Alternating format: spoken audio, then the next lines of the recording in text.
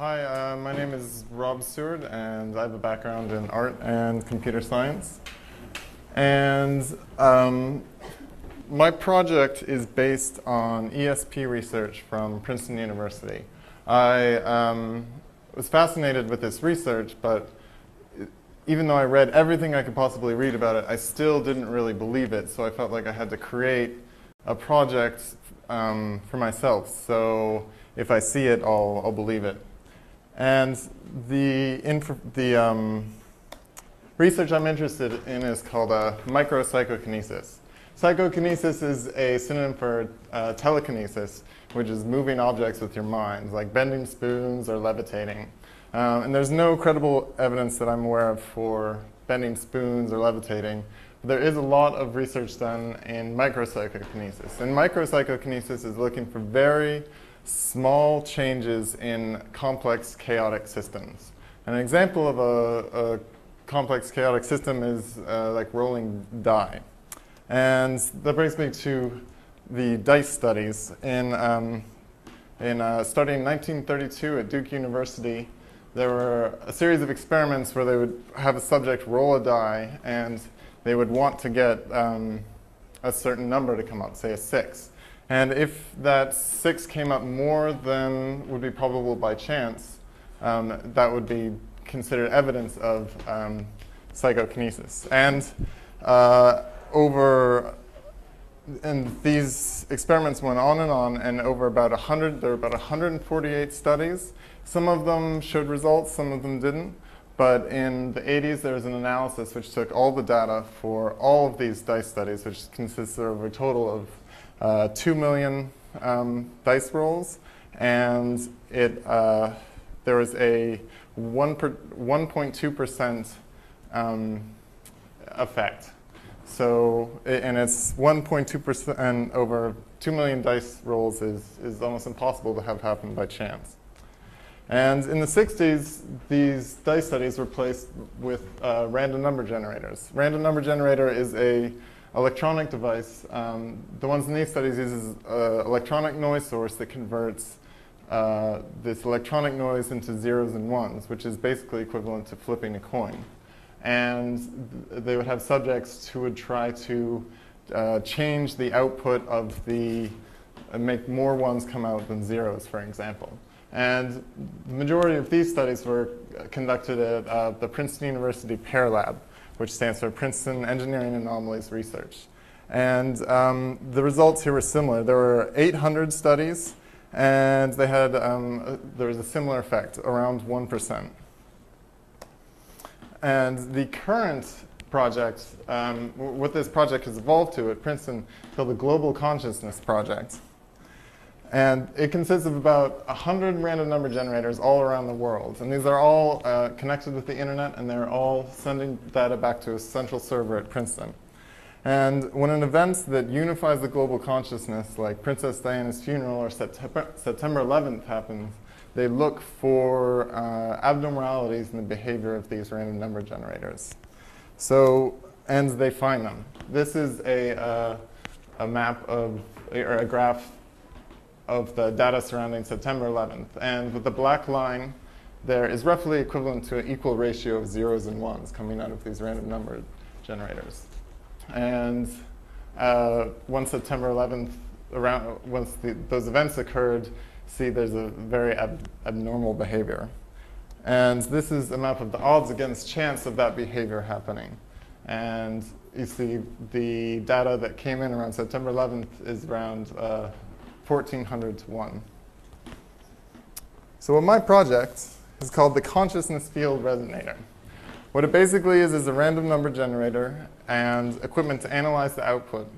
And it will be in your home, and if it detects anomalous behavior, it will alert you. This is my original Photoshop mock-up.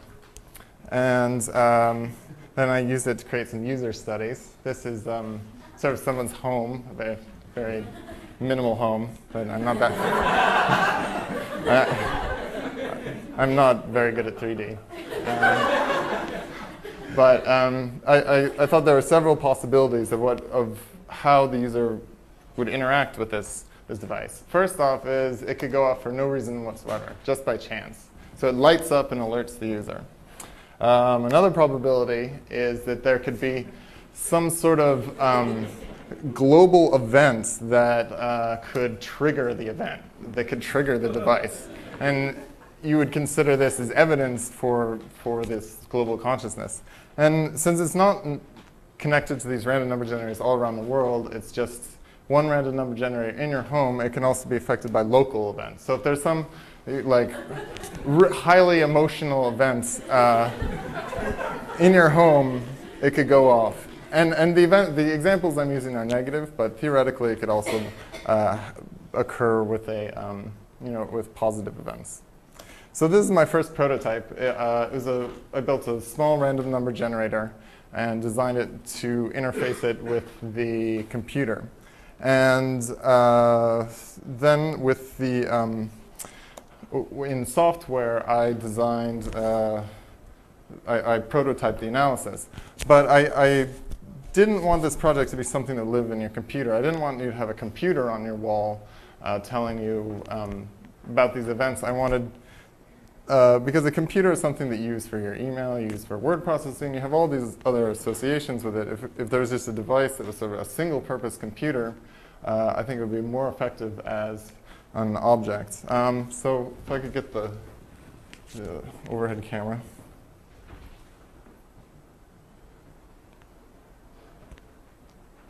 So this is what I've built. It's designed to go on your wall, and it consists of a random number generator here, and it's feeding information back to these two boards, which do an analysis of the output. These are the random number generators coming in. This number is, it's sort of the deviation from normal behavior. If it's around 0, that is normal behavior. And this is the probability that this kind of deviation could occur by chance. So if this probability goes down to 1%, then there's a likelihood that that means you're 99% sure that some outside force is causing this anomalous behavior. And this is supposed to be a clock that will, that counts about how much time has elapsed since the last anomalous event. So if this goes off while you're at work and you have it in your home, then you can come home and you know what time the event occurred, and you can see if it correlates with anything. Now, I can artificially induce an anomaly by rubbing part of the circuit board here.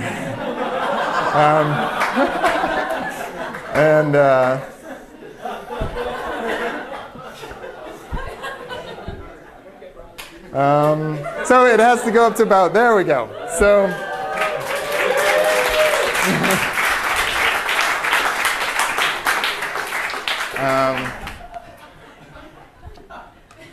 And that's it. Thank you.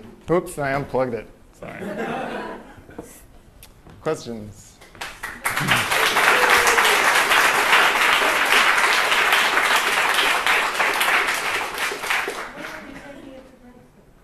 I'm sorry? When are you taking it to Princeton? Oh, I'm going to send an email as soon as I remember. I've got the website up and everything. There we go. Tom? So what's the longest you've had it on for then? I've only had it on for an afternoon. And I put it up in the lounge, and it went off twice, at exactly 5 o'clock and exactly 6 o'clock p.m. The only thing I can think of is that maybe that's when everyone was getting out of work, and there's some sort of collective sigh of relief. And it's also possible that maybe everyone got out of work and called someone on their cell phone, and the electromagnetic radiation set off this device.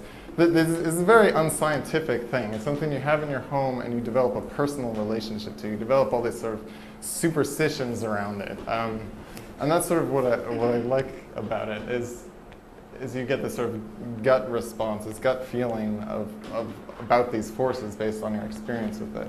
And it's not just, these scientific papers from Princeton. It's not. It's something more personal.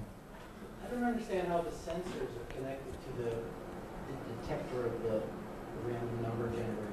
What can it sense? Doesn't it have to sense something?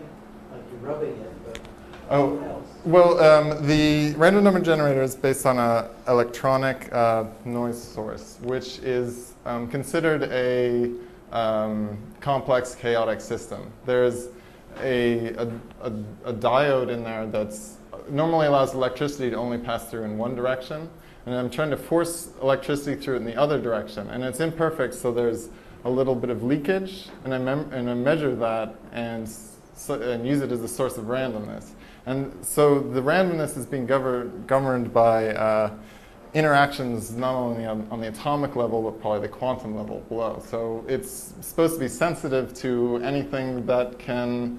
Sound, right? What? Sound. Sound? It's possible, but I don't know. I mean, this doesn't tell you what is causing the event. It's only telling you that something is going on. And these people at Princeton correlate it with disasters. They cite that as evidence of some sort of psychic force that it's measuring. When I rub it with my finger, I cause all sorts of short circuits, and that's what sets it off. Jeff. Just as the person building the circuit, have you developed any correlations in your own mind in terms of events that, I mean, you obviously found a way to short it in a way to produce results, but like, is there any other things that you found just in the process of, I mean, most of us who go to school here know the level of mystery behind just electronic things at times. And so, how is that played? I was really hoping that because I built it from scratch, it would just respond to my every thought and then but it's no such luck. I did when I had the prototype in software. I noticed that when classes got out, and I was sitting right outside this door in the middle of traffic. Everyone was walking by me, and it went off. And I thought that was seems to respond better to collective changes in mood rather than individual intention. Chris? Do you think we could try to set it off now? Yeah. What should we think about? No, no. Think about the light going on. Everybody think about the light going on. Think about one.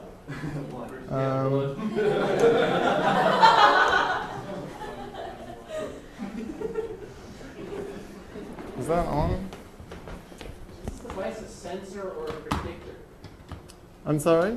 Is it a predictor or a sensor? It's a sensor. Well, that's a very different thing than being able to have psychokinesis and predict when something is about to happen. Oh well, psychokinesis is not. It's not prediction. It's being able to move objects with your mind. And in this case, it's moving these subatomic particles around inside this random number generator. So yeah, it's the same as sort of the dice studies. You want to get a 6, well, that increases your possibility of getting a 6. Basically, it's a quantum field sensor. Yeah, I don't know what that is, but but it sounds good.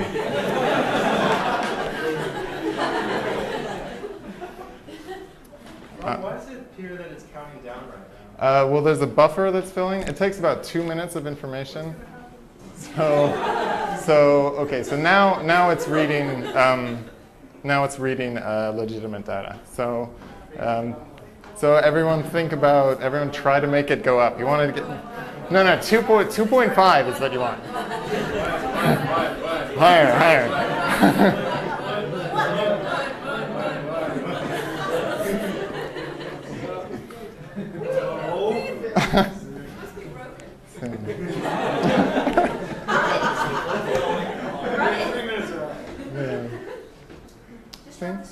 Now back to normal.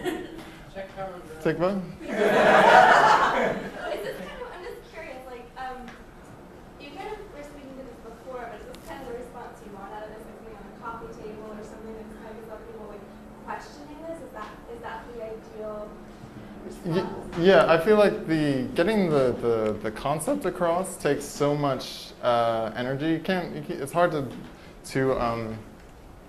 put it in one sentence. So I've tried to make this as interesting looking as possible. So when people see it, they'll ask about it, and more people will know about it. But yeah, I also.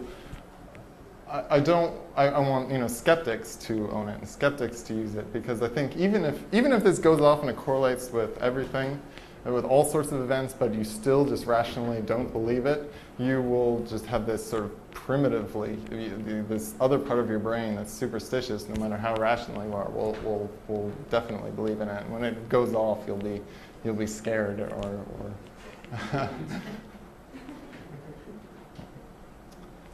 right? Hey, Rob. Okay. Is there any practical applications you've thought about for this technology or this research or this device? Well, casinos are very interested in it. Can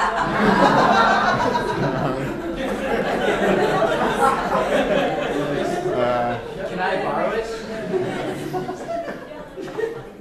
But all the way back. How do you write the aesthetic of the, you showed the first thing that you did in Photoshop and this to have some similarities in etched over. Well, I made my own circuit boards, and last year I was working on a project that involved a lot of wiring, so I wanted to figure out how to do it myself. But I really liked the aesthetic that it produced, so I really wanted to create a project around these circuit boards, pretty much, and that's what I came up with. And I like how not only is this not a computer, but it doesn't even look like the inside of a normal computer. It looks different. It looks like it's been handmade, which it has. Could you explain what's on each register again? These are the random numbers coming from the random number generator. They go from 0 to 255 because I measure them in bytes. This is the deviation from normal activity in it's standard deviations, with 0 is normal. And this is the probability that this kind of deviation could occur by chance. Is there a decimal point in that last register? Yeah, it prints funny sometimes. It's printing wrong right now. It's supposed to be 95. When this is very negative, it's almost a perfect ratio of zeros and ones, which is a little too perfect. There should be some fluctuation. So, so 0 means there's an adequate amount of disorder. Do you think it works better for disaster, like negative things, instead of positive local consciousness? I don't know. I haven't used it enough to figure that out, but someone the other day mentioned if you turn on the news at any time, the majority of the events, the majority of news is negative. So the majority of things that people are thinking about on a global scale are negative. So this database that they have at Princeton, it just looks like a list of all the disasters of the last year, for the last 10 years, I guess. Online, is there a strong, do they publish any kind of information, like say the Indonesian tsunami and the global events? Can you actually see the data in the timelines? Yeah, but yeah, it's all there. You can link to it from my website, which is robseward.com. Or if you Google Global Consciousness Projects, you can get access to all their data. Yeah. Yep, that's it. Do you think that the longer that you own it, the longer it will, or the more it'll grow to love you, like a pet? Yeah.